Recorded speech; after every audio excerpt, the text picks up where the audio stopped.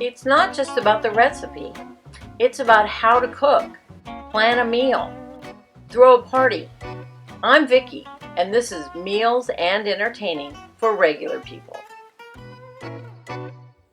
Welcome to my video, Turkey Tips. So today I would like to show you a few different things that I do to make my Thanksgiving meal more make my Thanksgiving meal easier. So I want you to get a good visual image of my kitchen. You can't see it all, but it's clean. And why it's clean is because we cooked the turkey in advance, put it apart, stripped it apart, and cleaned up the kitchen. This is what you can go into Thanksgiving Day looking like. So what I did is I cooked the turkey in advance and I put it here in this disposable pan.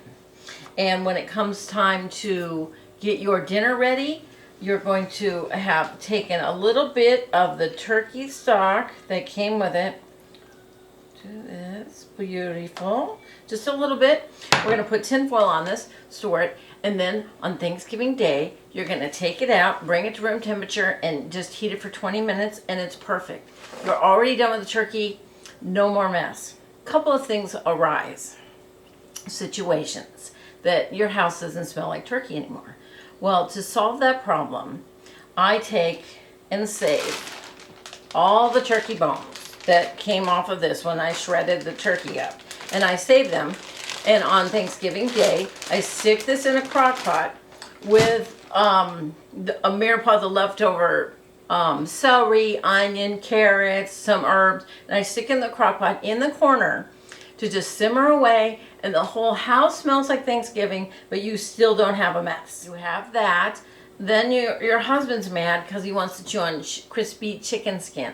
How you solve that problem is the day that you cook the turkey, a couple days before or the day before, as you're stripping this up, just keep feeding him the chicken skin or the turkey skin, and he'll be okay with it. So what I'd like to do right now is show you about an idea I had, which probably everybody in the world does this, but I didn't know about it, was to make ahead gravy. And as I've said before, my husband doesn't care about the turkey, he doesn't care about the chicken, he just cares about the gravy. So gravy is a real precious commodity. So I was thinking, let's make it ahead of time. And so we have plenty, and last year I did it and I gave it to the neighbors, and we all had gravy, and it was just so fun. So what I did was I went to the store and found turkey necks, turkey backs, and turkey wings. And then I'm just going to stick them here in this glass pan. And you can put it on the cookie sheet if you want. But I'm sticking it in the oven at 400 degrees for about an hour because I want to get them browned. I crowded them in here a little bit, no big deal. So I'm going to get a little brown, a little caramelization on them. Then I'm going to put them in a stock pot and cook that down. And then I'm going to use some warm water, rinse the pan, and there you go. I'll throw it all in, cook it down of this beautiful stock to make gravy. Okay, so we're doing our make-ahead gravy. Oh, no. I got a facial. Oh my gosh. So, I think this has been in an hour at 400. Look at this, it's so beautiful. So what I'm going to do is make it like I'm going to make regular stock now. So we're going to pretend they're the bones. So I have my carrots, onions, celery, and then I have my bay leaves, sage, parsley, sage, rosemary, and thyme. So this is all going to go in here. Now remember, this is a good spot for the celery ends, the carrot ends. Some people put onion peels with wrappers, the skin. I don't. So I put that in there. So look how easy this is. Then I'm going to take all these parts and lay them in here. I'm probably going to let this pan cool off a little. But what I'm going to do, this is smell the super good. Okay, so I'm going to put that in there, I'm going to pour this. I'm going to take a little hot water. I'm not going to do it in front of you because I don't want my glass to break. So I'm going to get some warm water. And then I'm going to stir and get all the brown bits off the bottom. All of this is flavor. And then I'm going to fill this up with water just to cover it. And then I'm going to cook and cook and cook it down to a stock. If it was on the stove, I'd probably cook it for like in a stock pot like this for about 3-4 hours. In the crock pot, it'll cook for 8. I'm going to strain off all of the bones and everything. And then I have some liquid gold, which I'm going to use to make gravy. So this is the process to make a head gravy. It's delicious, delicious. This is how you do it. Pro tip. You act like you're doing a horrible job at peeling potatoes and your husband volunteers to do it for you. What a lover. So here's another turkey tip, even though it doesn't have anything to do with the turkey. It has everything to do with Thanksgiving. I make my potatoes a day before. Oh wait, I need 2 of these. Hold on. You can use Yukon Gold if you get big enough ones to peel. These are just the regular inexpensive. Oh, russets. So these are nice and done. I cooked them in salted water, so I probably will not be salting. You know, potatoes really absorb salt.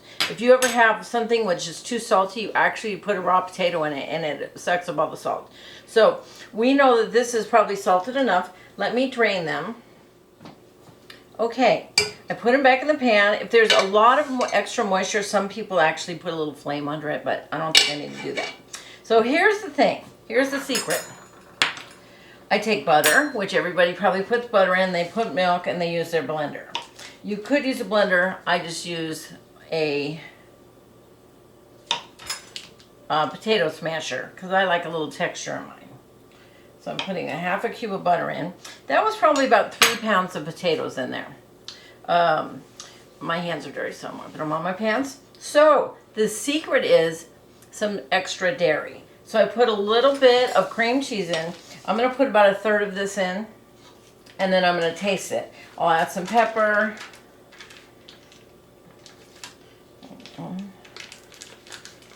A little sticky here, and I'm going to melt that in there. So this is, you can get this recipe anywhere on the internet. When I found out about it, it was at an Easter party, probably 35 years ago. I had it at someone's house and I went, what's up with these mashed potatoes? This is the best thing I ever ate. And they go, we make it ahead the day before and we put it in a casserole dish and just stick it in. So here's the important point of this, is that when we've got Thanksgiving, we've got people all over the house and you're trying to get dinner on the table and you're always cooking the mashed potatoes and it's a big mess. It's actually, I think peeling potatoes, making mashed potatoes is my least favorite thing to do in the whole world. So if I could do it the day before or 2 days before, put it in the fridge, and then hold on, let me do 2 things at once. I'm not doing a very good job mashing, so I might get my sous chef to come in here while I talk. Honey, come mash. So the purpose of doing this in advance is that this mess has already been done and then cleaned up before Thanksgiving, so that Thanksgiving once again is easier. It's just a way easier tip to make the mashed potatoes the day before. Once it's cooled off and it's in the fridge, it's going to become very dense and solid as a rock. Okay, how's it look, honey? I think it's looking pretty good. Are you going to add anything to it? All right, just a pinch of salt, and I'm going to add some pepper, and then I'm going to add a little bit of sour cream. Oh, oh boy. Wow. So where we miss with the milk part, we add the sour cream. I think, yeah, taste it. Okay. I think you ought to taste it. That's your job. It's your job. No, I can't. I'm talking. It's hot. Perfect? So I put in about 1/4 cup of sour cream. I put in 1/2 cube of butter. Is it perfect? I think it's perfect. Okay. So my potatoes are done. I wouldn't do another thing. I'll put it in a casserole dish like this. I might put a little Pam on the outside. And then I'll put it in the dish. And then I'll dot it with butter. Put little pieces of butter on the top. And then the next day, I'm going to bring it to room temperature because it's so dense and it's going to have to cook for a little while. Now, we've already cooked it, but as far as warming it all the way through, that's what we're trying to do. This mashed potatoes tastes so delicious. If you have no dietary concerns or you're not a vegan, it's beautiful. It doesn't taste like a baked potato. It just enhances all the potato flavor. Delicious, great tip. Okay.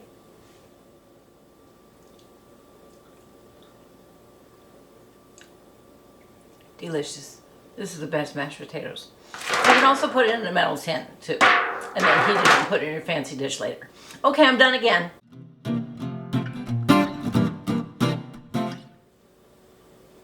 So we went to this home tour a couple years ago, and they were serving food.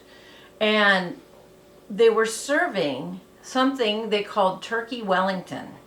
And they took some puff pastry dough, and they wrapped an entire turkey dinner up in it. And it was the greatest thing I've ever heard of, because I never thought of doing that. So at the end of Thanksgiving, when I have all the leftovers, I have everything sitting out, I take a moment. And I get out some puff pastry dough, and I make this. First off, I'm going to put the mashed potatoes down. It's super fun. So you take your leftover mashed potatoes, and you stick them on here. So we're making a big burrito with puff pastry dough. So the puff pastry dough, you could buy Pepperidge Farms. It comes in sheets. I bought this from my local restaurant supply. It's a little less expensive. Smart and Final, which is now like a regular store. So, can you see this good, honey? Oh, yeah, yeah. Okay, good. So it's like playing with a little Play-Doh. Oh, mashed potatoes here. Okay. Now I'm going to put a layer of stuffing.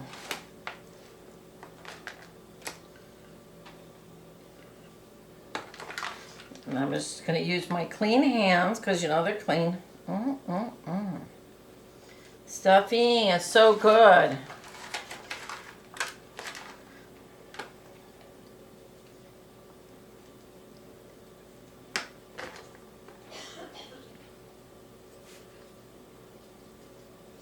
Then I'm going to put a layer of meat.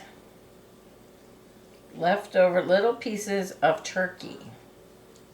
And then I'm going to cover it with some leftover gravy.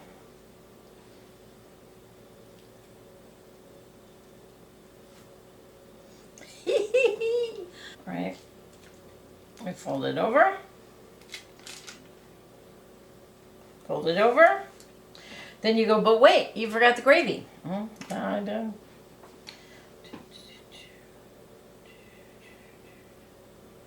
Okay.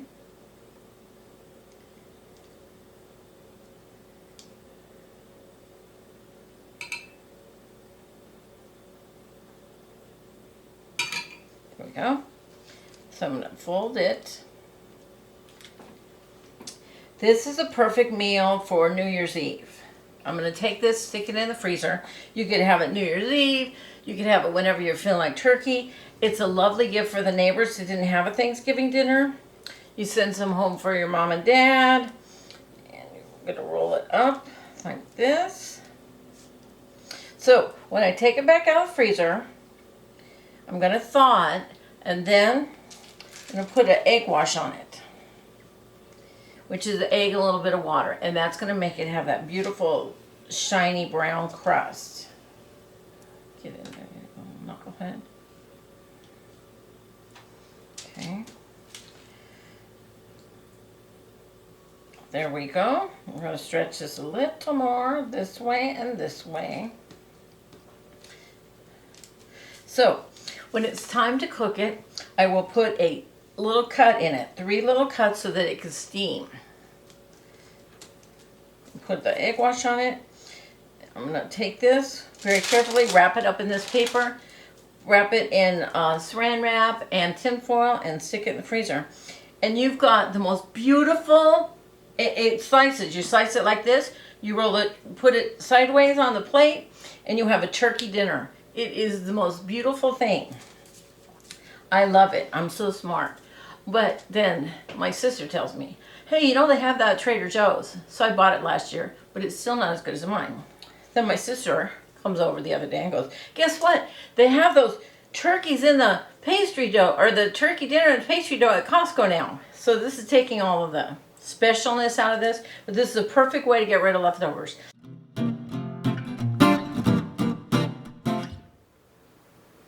So let's review. My purpose here was to help you make your turkey life easier with my turkey tips. My first tip was cooking the turkey the day before, stripping it up. My second tip was taking the bones and making a stock on Thanksgiving Day so your house smells good.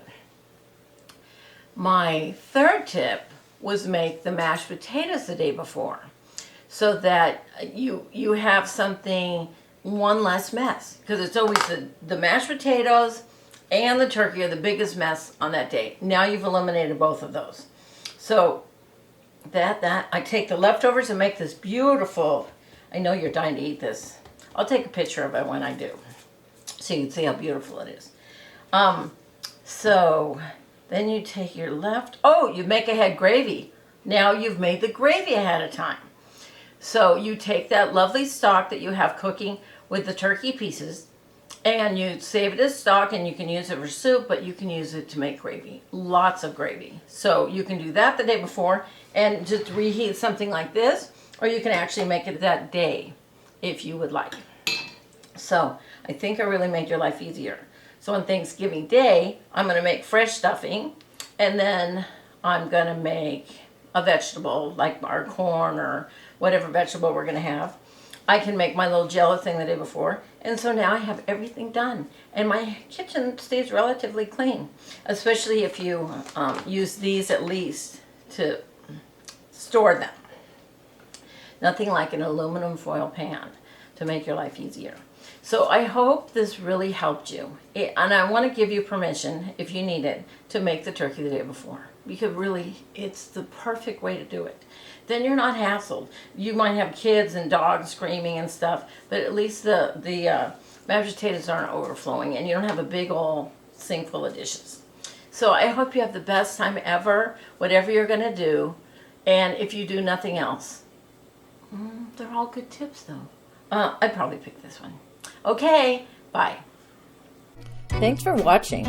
Please visit my website, mealsandentertaining.com, and see my available ebooks. Plus, subscribe to my channels, and don't forget to follow me, like me, or love me.